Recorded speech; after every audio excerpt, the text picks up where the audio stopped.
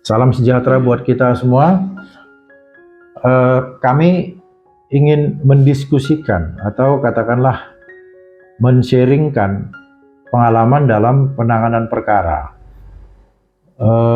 Penanganan perkara ini dalam lapangan perkara pidana ya, dalam bidang perkara pidana. Kita tahu bahwa Mahkamah Agung telah menerbitkan Peraturan Mahkamah Agung tahun 2012 yaitu dengan Perma nomor 2 2012.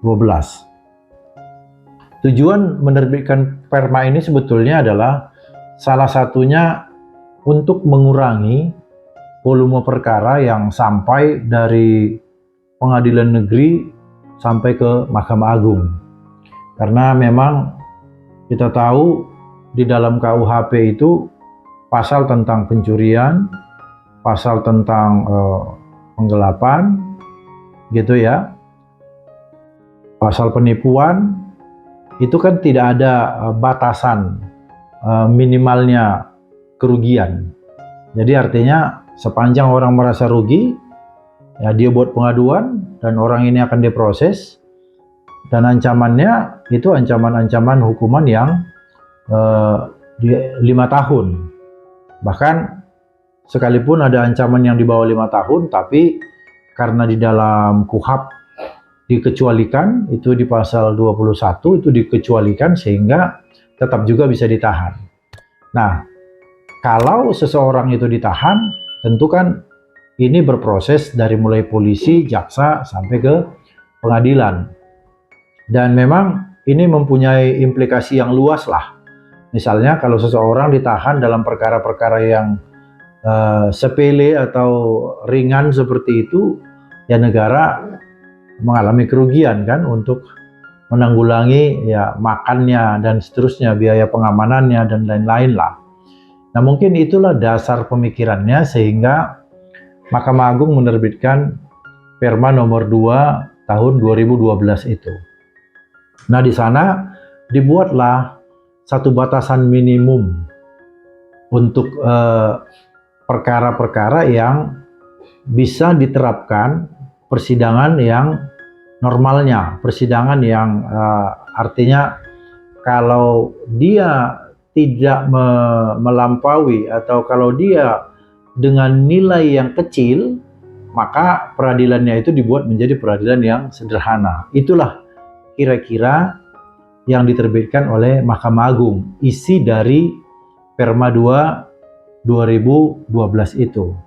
Nah, tetapi mungkin dalam pemahaman banyak orang itu bisa berbeda dan itu bisa juga melenceng. Kenapa kami katakan begitu? Karena ketika kami menangani satu perkara, kami mendengar itu. Jadi kami ingin cerita tentang ada satu perkara di mana klien kami itu memiliki kebun sawit, lalu kemudian kebun sawitnya ini sering dicuri, ya dicuri, ya mungkin 10 janjang, 20 janjang setiap hari seperti itu. Mereka selalu kehilangan. Lalu kemudian satu kali kami melakukan pengintaian, kemudian tertangkaplah si pelaku pencurian, yang informasi yang kita dapat dari pekerja kebun bahwa orang ini memang orang yang selalu mencuri di kebun itu, hanya saja tidak tertangkap selama ini. Lalu setelah tertangkap, ada omongan dari masyarakat yang kita dengar begini, bahwa kalau kerugiannya di bawah 2,5 juta itu tidak boleh diproses. Nah, itu yang ungkapan yang keluar dari mulut masyarakat, seolah ingin menyatakan bahwa ya mereka boleh melakukan pencurian sepanjang nilainya di bawah 2,5 juta, mereka tidak bisa diproses, mereka tidak boleh dibawa ke polisi. Nah, ini kan pemikiran yang sangat konyol. Nah, pemikiran salah yang seperti ini kalau dibiarkan ya ini mungkin akan menimbulkan pencurian-pencurian lain di tempat lain, ya kan?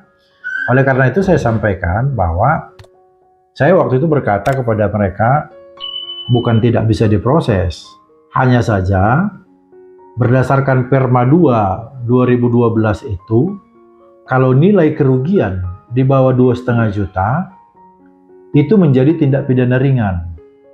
Nah, tindak pidana ringan itu seperti apa? Ya, tindak pidana ringan itu yang ancaman hukumannya itu cuma maksimal 3 bulan dan orangnya itu tidak bisa ditahan. Itu saja sebetulnya.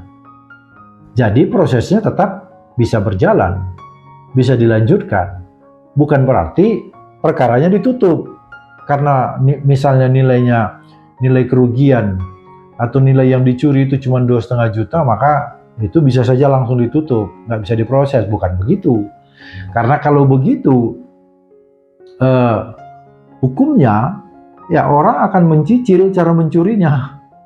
Hari ini orang mencuri 2 juta, besok orang mencuri 2 juta. Ya orang yang sama melakukan pencurian seperti itu kan, itu sangat berbahaya.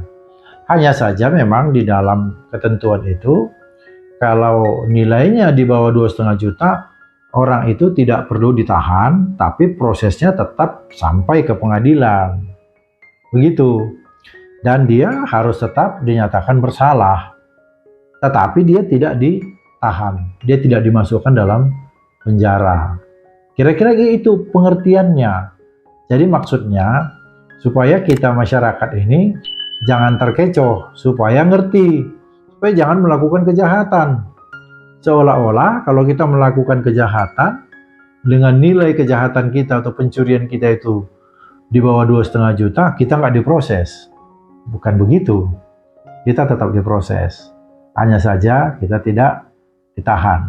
Karena selama ini kan kalau pencurian itu kan, pasal pencurian itu dikenakan kan, orang itu bisa ditahan di polisi 2 bulan, 60 hari, di jaksa 50 hari, di pengadilan nanti 90 hari, dan seterusnya gitu.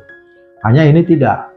Dan bedanya lagi, kalau selama ini proses persidangan biasa untuk perkara pencurian itu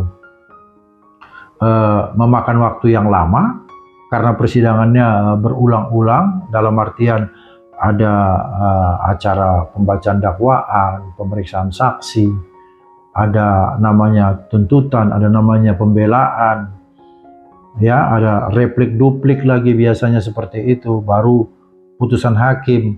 Kalau perkara yang selama ini berjalan itu bisa sampai 7-8 kali bersidang. Nah kalau sekarang ini dalam tindak pidana ringan ini, persidangannya hanya 1 kali.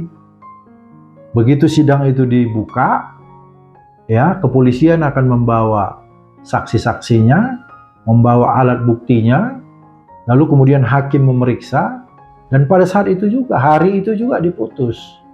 Itulah dia perbedaannya ketika Perma nomor 2 tahun 2012 itu diberlakukan terhadap tindak pidana pencurian atau penggelapan yang nilainya di bawah 2,5 juta. Itu mungkin sedikit diskusi dan pencerahan kita. Terima kasih.